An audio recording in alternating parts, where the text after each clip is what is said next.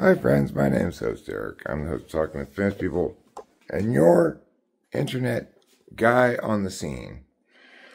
And I have a frustration I want to share today.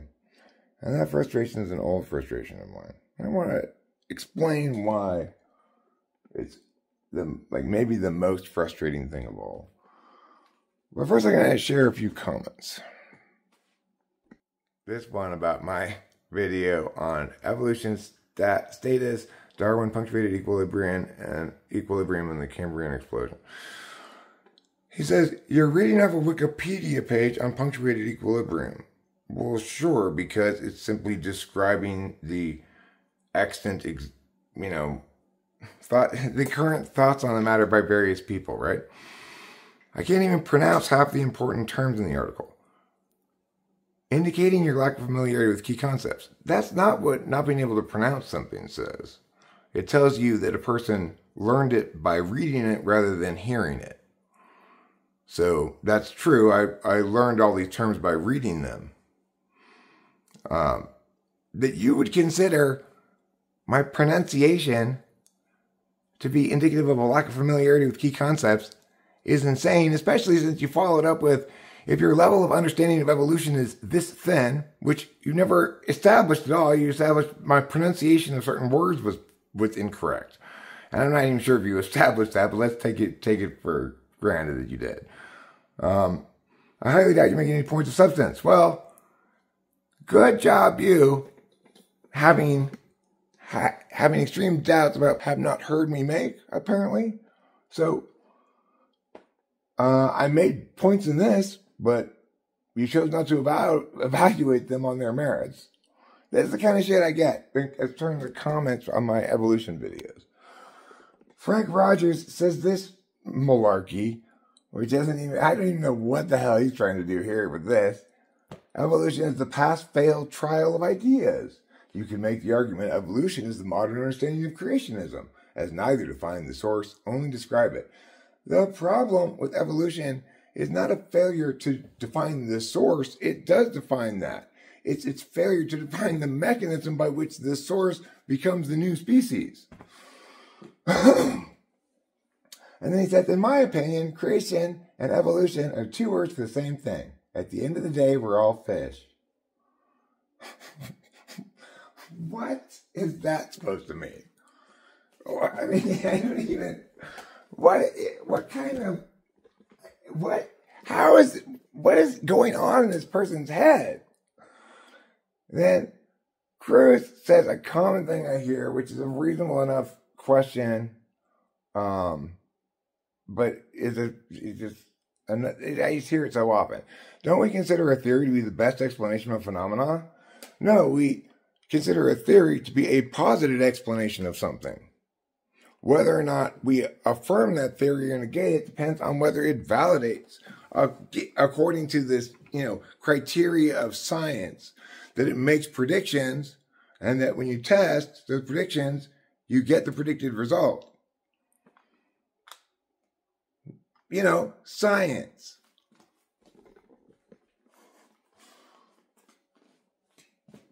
The smooth evolution theory seems wrong on the face of it for reasons you outline.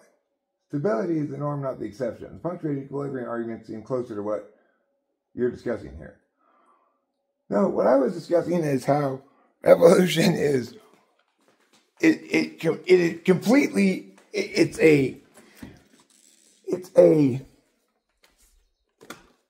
a wolf in sheep's clothing, which is to say, it has all the trappings of sciencey stuff around it, right? But it forgets to keep in mind, what am I claiming to do intellectually? I'm claiming to explain where species come from. Namely, that it started out as a simpler species. And then it changed into a more complicated one.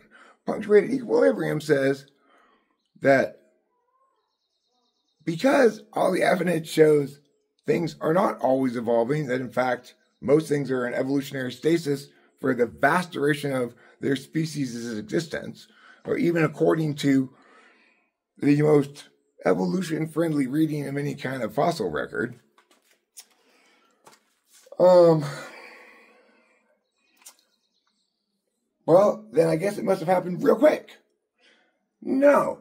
The original theory of evolution was a gradualist one. That the reason we couldn't see the ongoing gradual change was because it took 4 billion years for things to evolve from nothing to this big thing here. Unfortunately, as people tested the hypotheses of evolution, they were falsified. So the fossil record, once we had dug it up, was not consistent with a 4 billion year gradualist evolution. That's when you ditch your bullshit idea. You don't just change it up. Remember how we used to say it was absolutely critical that we have 4 billion years because that's why we couldn't see evolution happening? Well, now we changed our mind entirely, and it actually only takes a tiny fraction of that.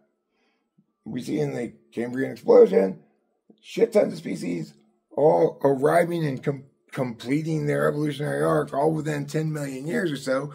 And for most of those species, their appearance is just all of a sudden in the fossil record.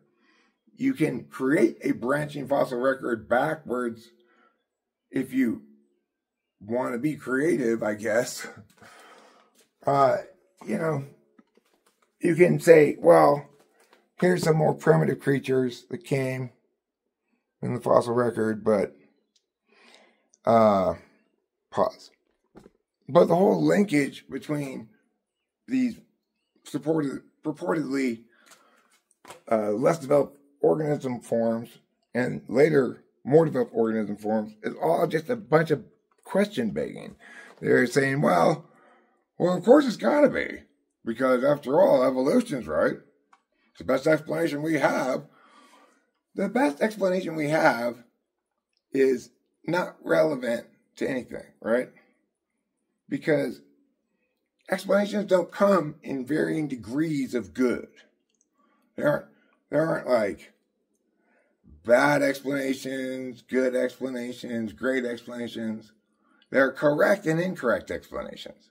So when you're trying to theorize an explanation that we can use intellectually to do something, it needs to be correct. Evolution, of course, is not correct. And the reason it's not correct is because it says it's going to explain where species come from and how they get there, right? Mutation is not the mechanism by which this occurs. It just isn't. By any sane person's standards and understanding of things, we've never seen mutations provide positive stuff to organisms. The only positive mutations you can ever cite are things that evolutionary scientists say are positive mutations from a long time ago, without explaining the mechanism by which they came to that determination even. They just say something like, this gene appears in this population at a certain point, apparently, right? But there's a lot of guesswork in there, right? And it still is begging the question. There's no reason to conclude that this emerged from this. But most notably, and most significantly perhaps, is there's just fundamentally a contradiction in any evolutionary explanation, because what it's trying to do is trying to make both set and individual have the same qualities. In other words, species and individual of a species have the same quality. Individuals can adapt to changing circumstances. Species can also adapt to changing circumstances, right? Well, that's true. Species can and individuals can, right? But individuals are subject to epigenetic change and somatic genetic change, right?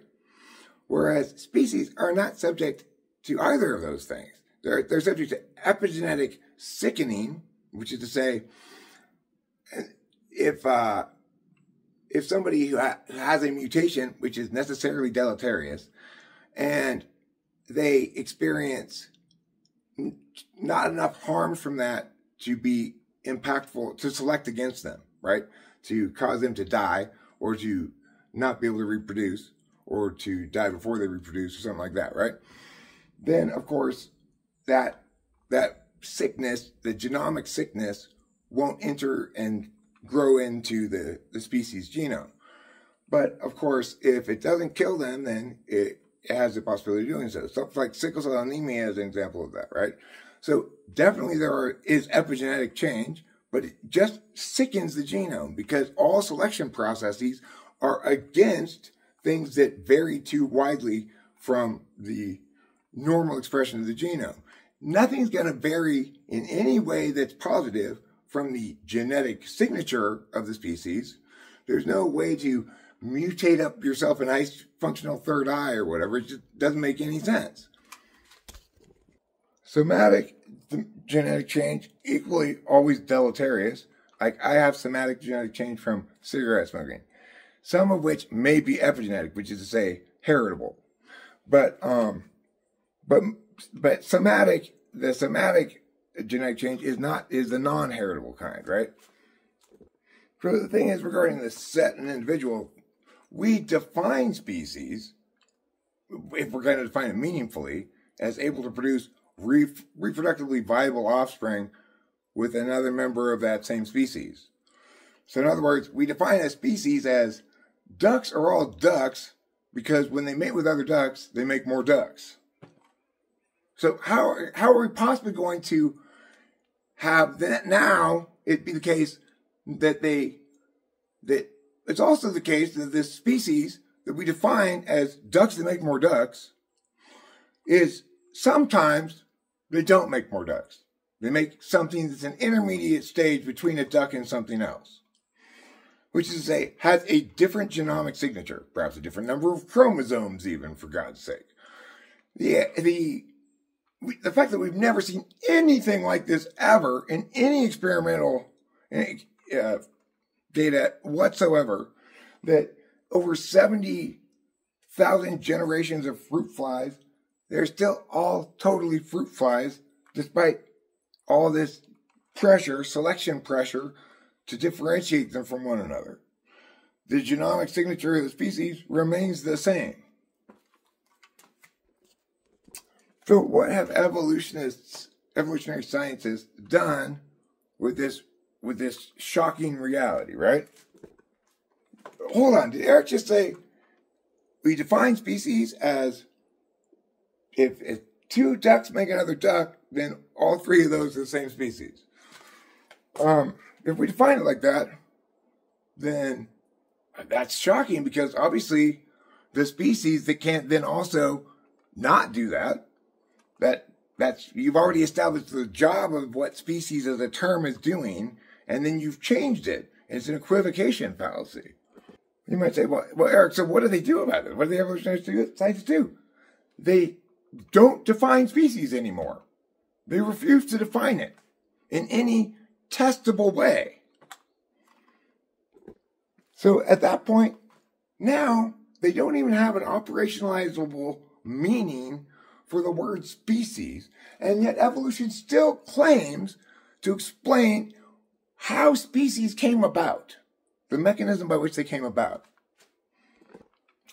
But perhaps, and equally, one of many extremely damning arguments about evolution, against evolution, and negating evolution's totally unprepared aff, right? Like, they're not ready to make this case. They haven't been since Darwin. They're still trying to figure it out. We know it's evolution, we just haven't figured out what that means yet. Okay, so listen to this. If you want to hear something absolutely batshit crazy, listen to this. We can easily enough negate evolution just by talking about the reality of necessary and sufficient conditions. The reason evolution can't possibly make sense as a mechanism is because there's no way to attain necessary but insufficient conditions via change over time. If it's necessary, great. If it's insufficient, then it doesn't do you any good. And the perfect example is a woodpecker, right? A woodpecker has all this specialized hardware in their head so they can bang their beak against the tree so hard and peck out the bugs.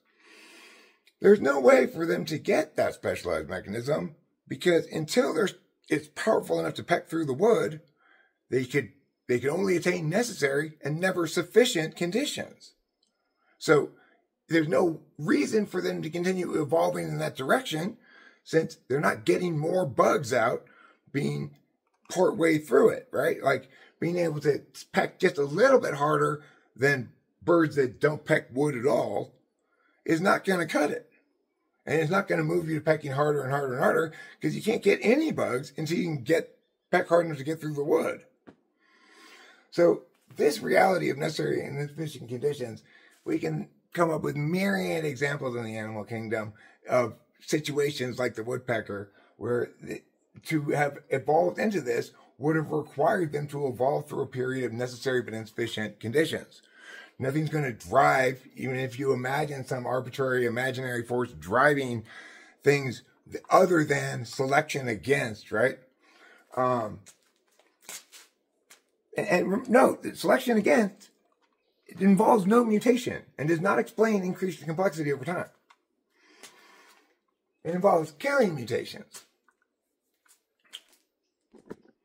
The thing is, I didn't even come here today to even make this case. I'm just like, I'm making the case again because of my just absolute, just dumbfounded disbelief. Like, how in the world can it be that despite the obvious correctness and powerful argumentation I'm making here, how is it that I never get any comments that agree with me or say, wow, that's convincing. That makes a lot of sense what you're saying. Or even say, wow, I thought I knew evolution. I guess I really didn't. You really opened my eyes to some challenging questions. Anything like that. I get either silence or pushback on the thing.